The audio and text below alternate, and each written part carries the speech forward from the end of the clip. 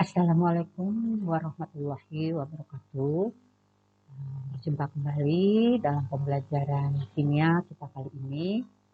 Di sini bagian Ibu hanya sedikit menambahkan atau memperkenalkan bagian terakhir dari materi kita, yaitu masalah makromolekul.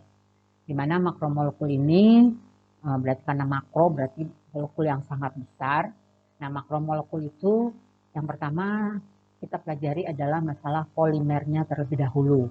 Jadi membentuk makromolekul tersebut itu adalah melalui peristiwa polimerisasi ya.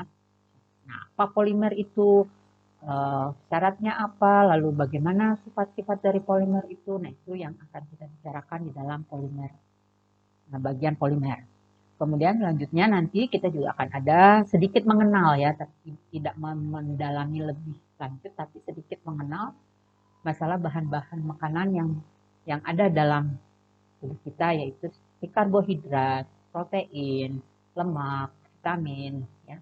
Nah, itu yang uh, sedikit tambahkan ya, yang perlu kita ketahui di dalam masalah makromolekul. Ya. Oke, yang pertama kita akan bahas masalah polimer. Ya, di dalam kimia di sini polimer ini yang akan kita bicarakan itu akan mencakup bagaimana struktur polimer, kemudian tata nama dari polimer itu sendiri, dan sifat-sifat yang ada serta bagaimana menggolongkan makromolekul tersebut. Ya. Nah, kemudian menganalisis hasil penelusuran informasi mengenai pembuatan. Jadi bagaimana reaksi yang terjadi dalam membuat suatu polimer dan dampak produk dari polimer tersebut apa. Ya. Nah, itu yang akan kita bahas sedikit di dalam masalah polimer ini. Oke, yang pertama, nah di sini kita lihat tadi katakan secara peta konsep bahwa makromolekul itu nanti kita akan lihat masalah strukturnya, seperti apa struktur dari polimer tersebut atau makromolekul tersebut ya.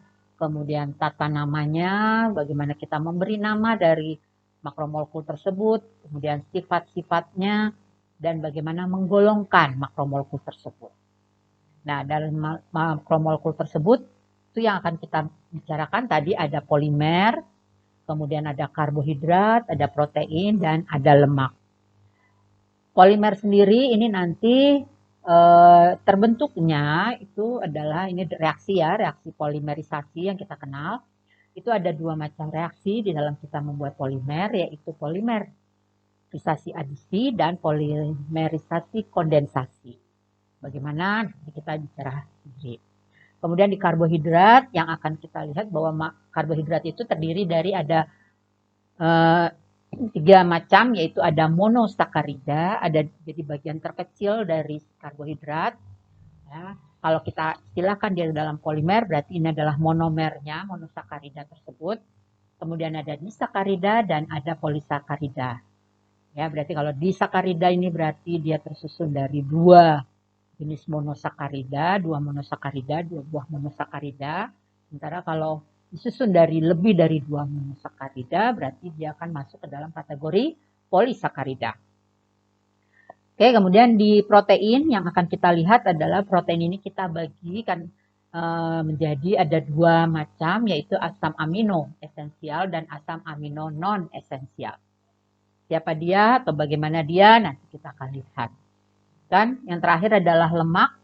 Nah, lemak ini terdiri atas lemak jenuh dan lemak tak jenuh. Mungkin kalian sering mendengar dalam iklan ada minyak dengan lemak tak jenuh ganda. Maksudnya itu seperti apa? Ya. Nah, itu bagian yang kita bisa lihat di dalam kita membicarakan sedikit masalah makromolekul tersebut.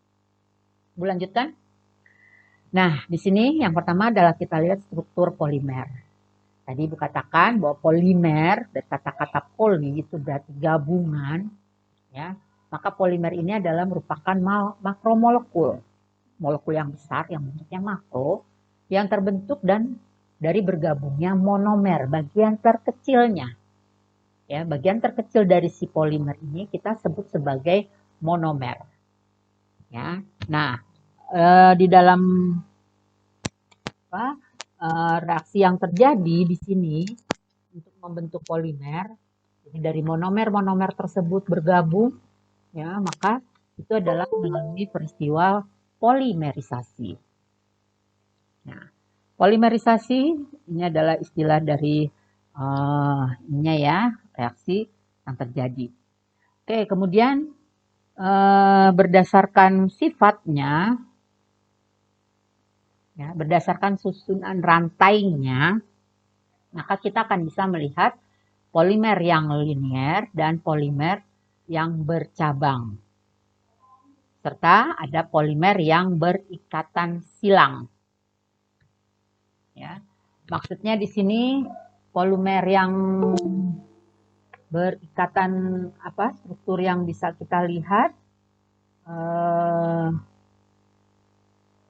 ya, kalau kita bisa melihatnya, ini polimer rantai lurus, ya, berarti ini rantai yang lurus lah ya, yang katakan polimer linier ini berarti rantai lurus, di mana polimernya itu, ya, polimer linier ini dia tersusun dengan unit-unit berulang, berikatan satu sama lainnya, membentuk rantai polimer yang panjang.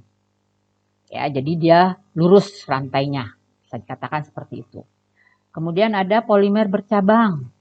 Ini terbentuk jika beberapa unit ulang membentuk cabang pada rantai utama. Ya, jadi kalau kita bicara pada hidrokarbon ataupun senyawa karbon lainnya, maka kita juga akan punya struktur rantai. Ya, ada rantai lurus, atau di sini katakan polimer yang linier, dan ada rantai bercabang. Jadi ada beberapa unit yang membentuk cabang di rantai utamanya. Nah, kemudian ada polimer berikatan silang, cross-linking. Jadi ikatannya tuh dia tidak membentuk cabang, tapi tidak lurus. Jadi dia membentuk konfigurasi saling berikatan satu sama lain pada rantai utamanya. Nah, ini bisa kita lihat pada polimer jaringan. Ya, seperti struktur DNA, ya itu ada yang melingkar-lingkar. Ini seperti yang kita bisa lihat di mana? Nih, di struktur yang seperti ini ya, ini juga bisa. Ini adalah merupakan yang berupa rantai silang. Oke, kemudian tadi dari struktur rantainya, kemudian kita lihat dari tata nama pembentukan dan tata nama polimer.